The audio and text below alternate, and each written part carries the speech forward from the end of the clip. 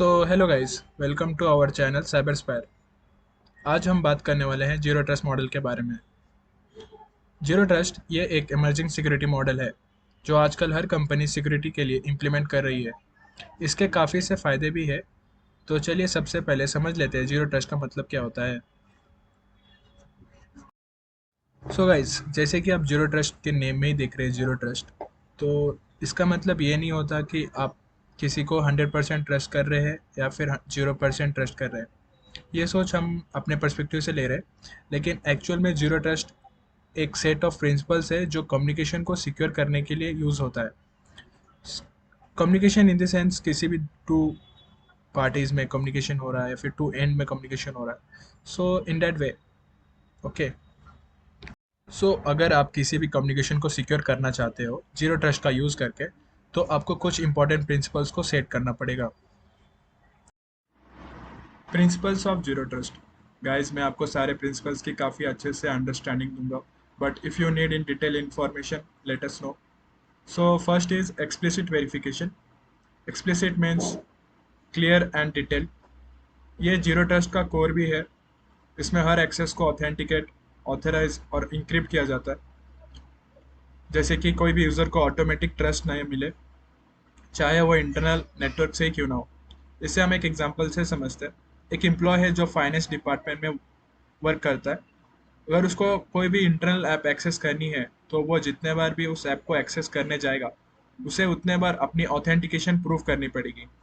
इसका रीज़न ये है कि रिसोर्सेज या फिर डेटा क्रिटिकल भी हो सकता है, इसलिए हर एक्सेस को वेरीफाई किया जाता है। Second is PAM, which is privilege access management. इसमें क्रिटिकल अकाउंट्स या फिर कह सकते हैं एडमिन अकाउंट्स को, या फिर जो यूज़र्स जिनको क्रिटिकल प्रिविलेजेस दिया गया है, तो उसे ये मॉनिटर या फिर मैनेज करता है। इसमें हम इंश्योर करते हैं कि कोई भी प्रिविलेजेस अकाउंट का मिसयूज़ ना हो। पैम कुछ खास फीचर्स भी प्रोवाइड करता है, जैसे कि just in time access. Just in time access, इसे हम एक एग्जांपल से समझते हैं। एक डीबीए है जिसे कोई क्रिटिकल इंफॉर्मेशन जो फाइनेंस डिपार्टमेंट की है उसे एक्सेस करना है, तो जस्ट इन टाइम उसे बस स्पेसिफिक टाइम के लिए ही उसे प्रिविलेजेस देगा, एंड वो मॉनिटर भी होता है। थर्ड है एमएफए, जिसे हम मल्टी फैक्टर ऑथेंटिकेशन भी कहते हैं। एमएफए का मतलब है मल्टीपल वेरिफिकेशन स्टेप्स। जैसे कि एक तो आपका पासवर्ड, यूज़र नेम, और अगर कभी आपका पासवर्ड कॉम्प्रोमाइज़ भी हो जाए, तो दूसरा फैक्टर है जैसे ओटीपी या बायोमेट्रिक स्कैन। एग्जांपल, अगर आपका पासवर्ड लीक हो गया, तो एमएफए से और एक लेयर ऑफ सिक्योरिटी होती है, जैसे कि वन टाइम पासवर्ड या biometric scan. Okay. Fourth is micro segmentation. If you know about the network segmentation, उसमें बिगर नेटवर्क को स्मॉलर नेटवर्क में डिवाइड किया जाता है। वैसे ही माइक्रो सेगमेंटेशन ये एक टेक्निक है जिसमें हम अपने नेटवर्क को उससे भी स्मॉलर पार्ट्स या सेगमेंट्स में डिवाइड करते हैं, जैसे वर्कलोड, एप्लीकेशन या सर्विस लेवल पे। It provide granular control. अगर एक सेगमेंट में अटैक भी हो जाए, तो पूरा नेटवर्क इफेक्ट नहीं होता। एग्जाम्पल, सोचिए आपके घर में हर कमरे का अलग लॉक हो। अगर एक कमरे का लॉक खुल भी जाए, तो बाकी कमरे सेफ रहते हैं। वैसे ही माइक्रो सेगमेंटेशन नेटवर्क के हर पार्ट को अलग प्रोटेक्ट करता है। Fifth is and point and device security. आपके नेटवर्क में जितने भी डिवाइसेस कनेक्टेड है, जैसे कि लैपटॉप्स, कंप्यूटर्स या फ़ोन, वो एक थ्रेड बन सकते हैं अगर उन्हें सिक्योर ना किया जाए।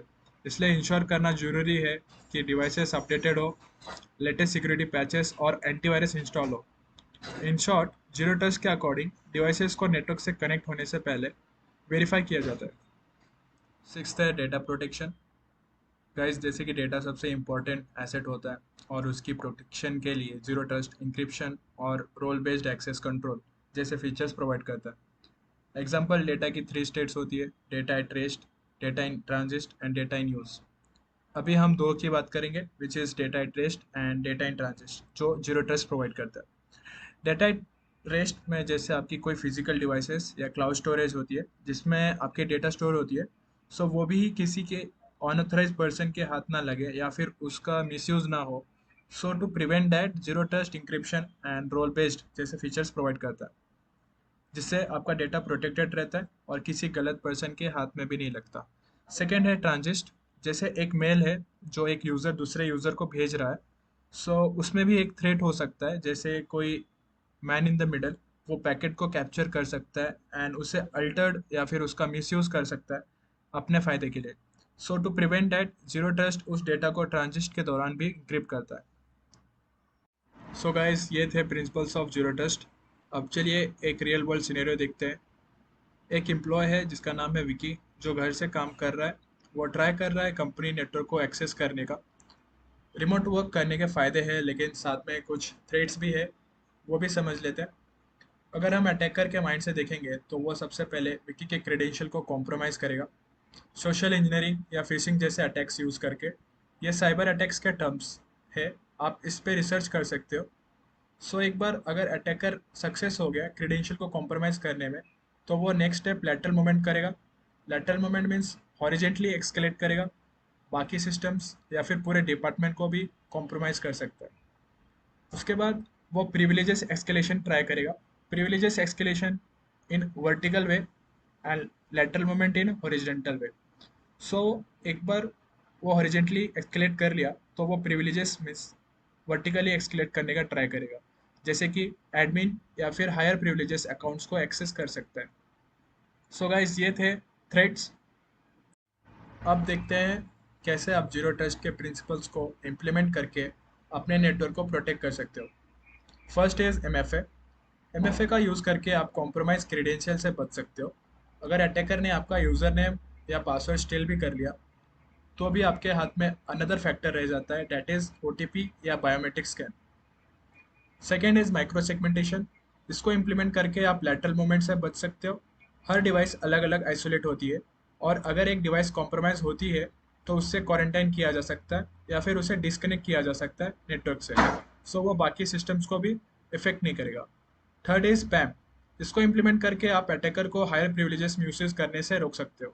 जैसे अगर विकी को जो रोल असाइन है उसी के बेस पे उसको एक्सेस मिलेगा। अगर अटैकर ने विकी के सिस्टम को कॉम्प्रोमाइज़ कर भी लिया, तो उसको क्रिटिकल सिस्टम्स एक्सेस करने के लिए एक्स्ट्रा अप्रूवल की नीड लगेगी। सो गाइस, ये बेस्ट प्रैक्टिसेस फॉलो करके आप अपने नेटवर्क को सिक्योर कर सकते हो। आई होप आपको ये सिनेरियो अच्छे से समझ में आया होगा। अगर आपको ये वीडियो हेल्पफुल लगी तो प्लीज़ शेयर करें, कमेंट करें और फीडबैक दे के बताएं। और लाइक करने से हमें मोटिवेशन मिलता है।